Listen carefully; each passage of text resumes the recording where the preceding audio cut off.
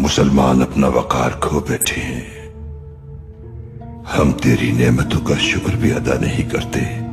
तू हमें माफ फरमा दे या रब्बे करीम। तूने जालिम के खिलाफ नबी के लिए गार को किले में बदल दिया, मकड़ी के जाले को ढाल और कबूतर को मददगार बना दिया। या रब्बे करीम, आज हम जिस गड्ढे में गिर गए हैं हमें उससे निकाल दे। उम्मत मुस्लिमा के वकार को बहाल कर दे, मुसलमानों को मुत्तहिद कर दे, इंसानियत को अपनाने की तौफीक दे। हमारे बहादुरों की मदद फरमा ताकि वो दुश्मन के आगे न झुके कभी। तू ही मदद करने वाला है। जालिमों को नीस्त नाबूद कर दे, हमें फतह नसीब फरमा। आमीन।